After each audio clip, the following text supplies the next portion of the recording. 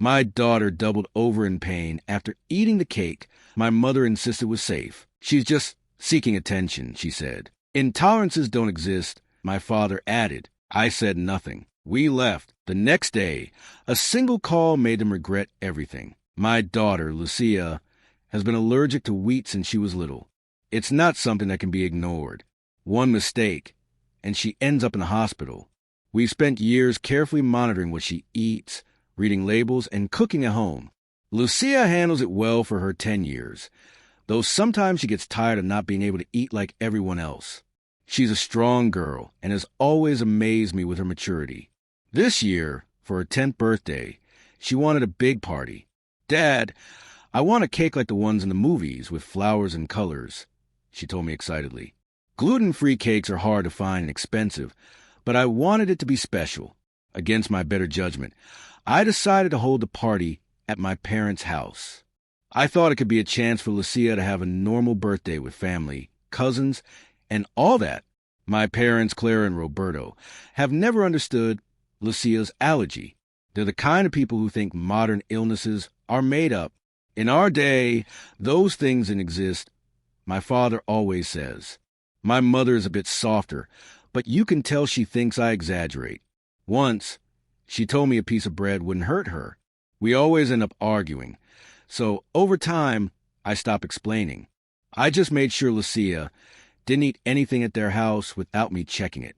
I spoke with my mother weeks before to plan the party. I told her, as always, that everything had to be wheat-free. Don't worry, she replied. I'm going to make a wheat-free cake with a recipe I found. It'll be perfect. I wasn't entirely convinced, but I wanted to trust her. I wanted things to go well. On the day of the birthday, my parents' house was filled with pink balloons, candies, and a banner that said, "Happy Birthday, Lucia." Lucia was running around with her cousins, laughing. Everything seemed fine. I checked the snacks, fruits, juices, potato chips. All safe so far. When it was time for the cake, my mother came out of the kitchen with one covered in pink frosting and sugar flowers. It was exactly what Lucia wanted. Everyone sang, "Happy Birthday," and Lucia clapped happily. My mother looked at me and said, "It's wheat-free with almond flour." I nodded, though something felt off. I took a piece to try first. As always, it tasted strange, but I chalked it up to the almond flour. I gave a piece to Lucia, who ate it delightedly. "It's delicious, Grandma," she said. Not even 10 minutes passed before Lucia complained. "Dad, my stomach hurts," she said, clutching her belly. I thought maybe she ate too fast, but her face was pale. "It hurts a lot," she repeated, and her voice put me on alert. I sat her on my lap and noticed she was sweating coldly. My mother, who was nearby, said, "Nothing's wrong with her. She just wants attention." I froze. Before I could respond, my father added, "This intolerant stuff is nonsense. Kids back then ate everything and didn't complain." I couldn't believe it. My daughter was suffering, and they acted like it was a whim. "Lucia's not okay," I said, picking her up. "I'm taking her to the doctor." My mother rolled her eyes. "Don't be dramatic. Give her some tea and she'll be fine." I ignored them, grabbed my jacket, and left with Lucia in my arms. As I headed to the car, she started coughing hard, like she couldn't breathe. My heart raced. In the car, I tried to calm her. "Everything's going to be okay, little one," I said, though I was terrified. She barely spoke, just coughed and clutched her stomach. I drove to the hospital as fast as I could, glancing at her in the rear-view mirror. Her breathing grew weaker, and her eyes were closing. "Hold on, Lucia," I kept repeating. I got to the hospital and ran in with her. The receptionist looked at me calmly and said I had to wait my turn. "My daughter's not breathing right."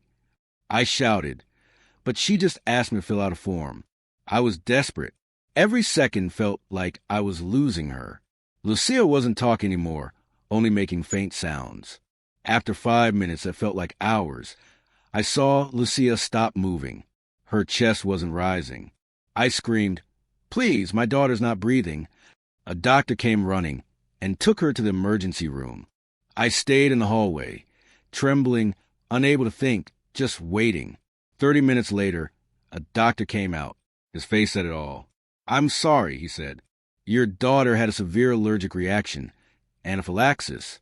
We couldn't save her." I don't know how to describe what I felt. I think I collapsed on the floor and cried. My Lucia, my world, was gone. All because of a damn cake. While I was there, broken, my phone rang. It was my mother. I didn't answer. I couldn't talk to them, but I knew I had to tell them what happened. I had to make them understand what they caused, and I wasn't going to let them get away with it. I decided this wouldn't end here. That night, I called my parents. When they answered, my voice shook with rage. "Lucia is dead," I told them. "She died because of your underscore negligence. This isn't over." My mother started crying, and my father said nothing. I hung up. The next day, I contacted a lawyer. I wasn't just going to sue my parents for their carelessness, but also the hospital for not treating us in time. I couldn't bring Lucia back, but I would make sure they paid for what they did. I searched for a lawyer online and found Marcella, a woman with reviews that described her as relentless. I called her and told her everything. Lucia's allergy, the cake my mother swore was safe, my parents' words mocking intolerances, and the hospital that made me wait while my daughter died. My voice broke, but Marcella didn't interrupt. "It's a strong case," she said when I finished. "We can go for negligence against your parents and malpractice against the hospital, but it'll be tough, and you'll relive everything. Are you ready?" "For Lucia, yes," I replied. Marcella asked for evidence. Lucia's medical records, messages with my parents, the hospital report. She said the process could take months, and that I had to be ready for the pain. I didn't care. I went to my desk and pulled out a folder with everything about Lucia, allergist visits, reports of her episodes, her EpiPen prescription. I checked my phone and found messages with my mother. In one, I'd sent her an article about anaphylaxis. Her response was, "Don't exaggerate." Every word made my blood boil. How could I have been so stupid to trust them? Marcella said talking to my parents might help. If they admitted anything, it could be useful for the case. I didn't want to see them, but I did it for Lucia. I arranged to meet them at a cafe. When they arrived, they looked broken. My mother's eyes were swollen from crying, and my father, who was always a wall, seemed sunken. "I'm so sorry," my mother said, her voice trembling. I wanted to believe her, but I couldn't. "You're sorry," I said, clenching my teeth. I explained 1,000 times. "You knew we could kill her, and you still gave her that cake." My mother covered her face and sobbed. My father tried to speak. "It wasn't on purpose," he said. "Clara found a wheat-free recipe. We didn't know there was a problem." I stood up from the table. "You didn't know because you never listened. My daughter is dead because of you." People stared, but I didn't care. I left without looking back. In the car, I wrote down everything they said, as Marcella had asked. Their tears didn't change anything. At home, the pain was unbearable. I sat in Lucia's room, looking at her things. I found a notebook where she wrote stories. In one, she talked about a girl who flew with birds and ended by saying, "I want to be a pilot like my dad." I didn't know she wanted to be like me. I cried until my chest hurt. That notebook gave me more reason to keep going. Lucia deserved for me to fight for her. The case against the hospital was a challenge. Marcella said proving malpractice was difficult. We had to show that the delay caused Lucia's death. We got the hospital report, almost 10 minutes from when we arrived until they took her to the ER. The doctor who treated us confirmed that anaphylaxis is lethal without quick treatment. If they had treated her sooner, she might have had a chance, he said in a statement. But the hospital didn't stay quiet. Their lawyer suggested I wasn't clear about the severity, even that I didn't arrive in time. Every time Marcella told me, it felt like the air was being ripped from me. I did everything I could. They were the ones who left me waiting. My sister, Carla, called me one morning. We hadn't spoken since the funeral. "Mom and Dad are destroyed," she said. "They don't eat, they don't sleep. Mom says she'll never forgive herself." I tried not to feel anything. "Let them suffer," I said. "They did this." Carla sighed. "I'm not saying forgive them, but think if it's worth tearing the family apart." I hung up. I didn't want to hear sermons. My family broke the day I lost Lucia.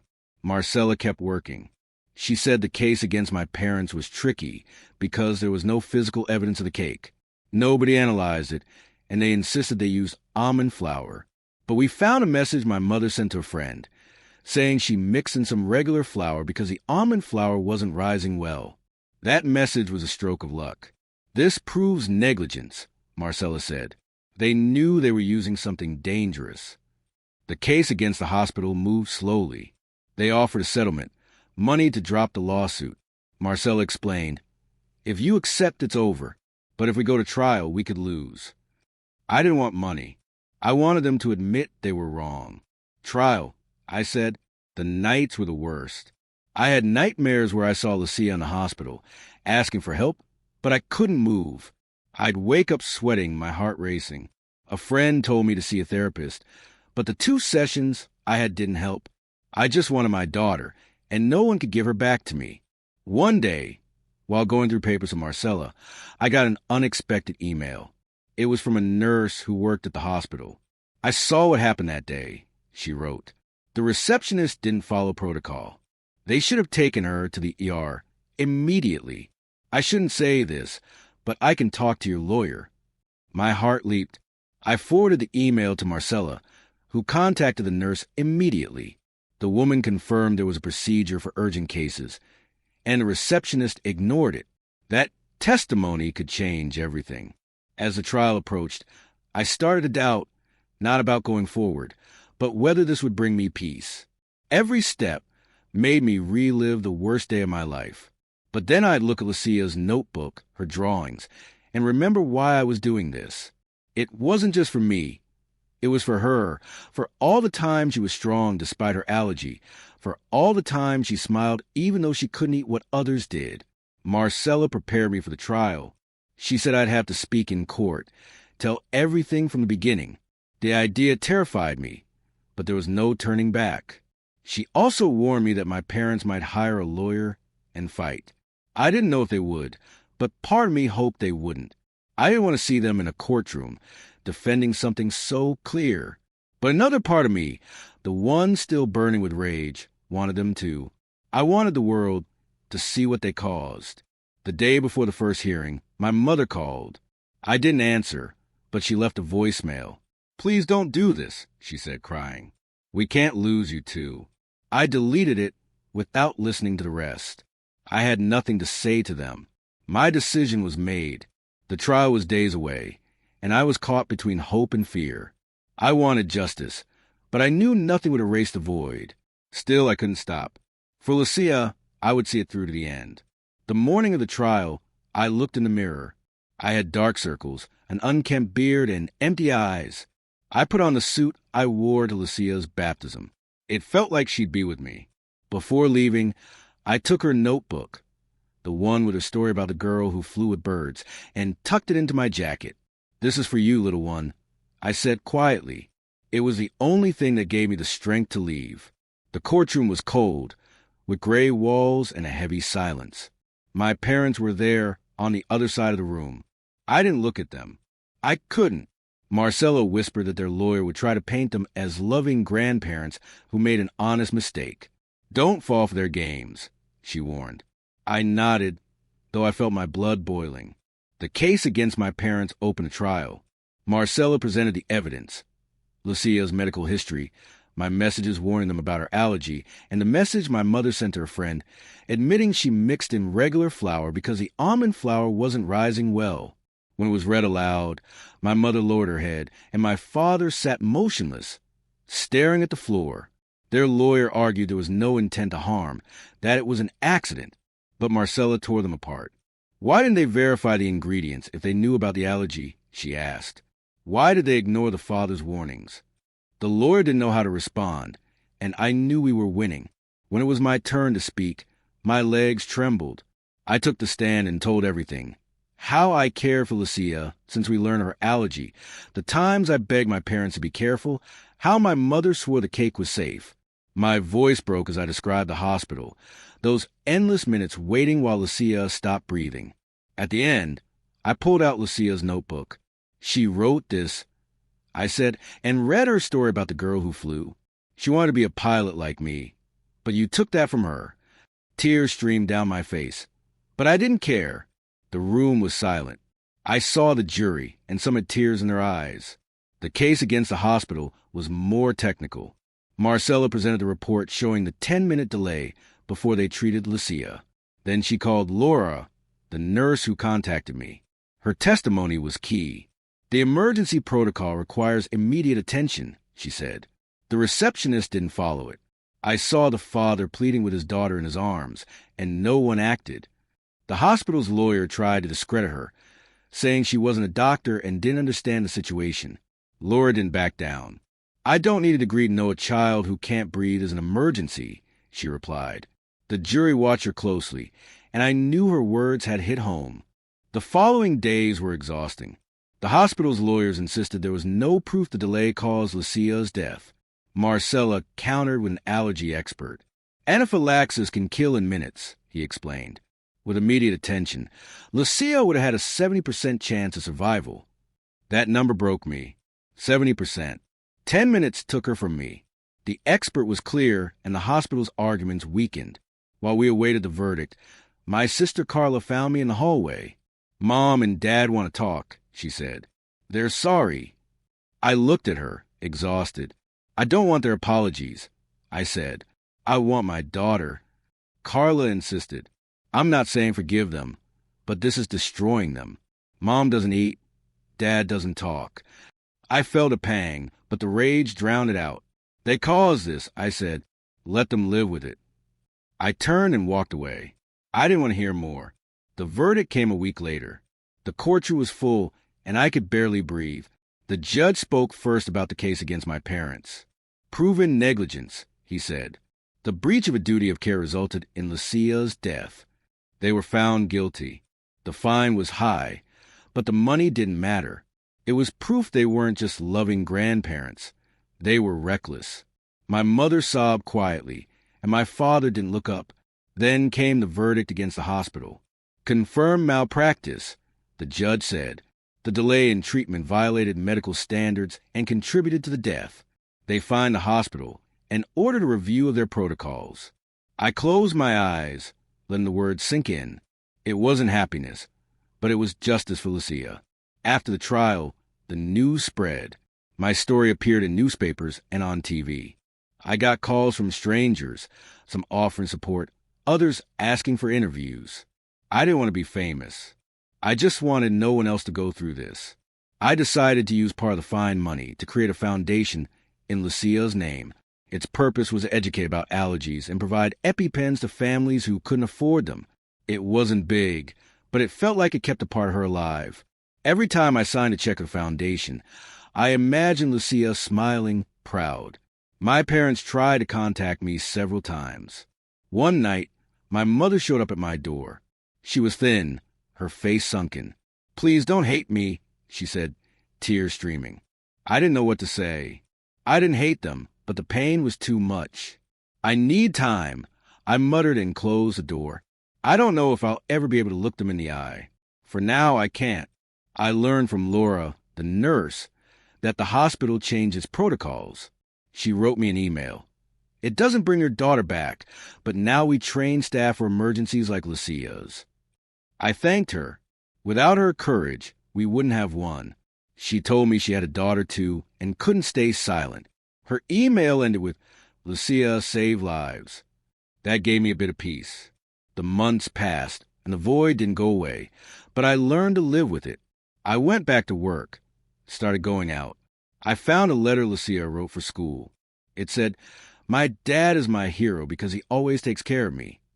I framed it next to her notebook. Every time I read it, I cry, but I also smile. She saw me as her hero, and I couldn't let her down. Sometimes, I go to the park where we used to play. I sit on a bench and look at the sky, imagining Lucia flying with her birds. Justice didn't fill the hole in my heart, but it gave me something. The certainty that I fought for her. I created a foundation, made the hospital change, and showed the world that allergies aren't a game. I don't know if Lucia sees me, but I hope she's proud. One day, while sorting through her things, I found a drawing I hadn't seen. It was an airplane with a smiling girl in the cockpit. Below, she wrote, "For Dad, my favorite pilot." I hung it in my room next to her letter. That drawing is the first thing I see every morning. It reminds me that, though I lost her, her love is still with me, and that somehow helps me keep going.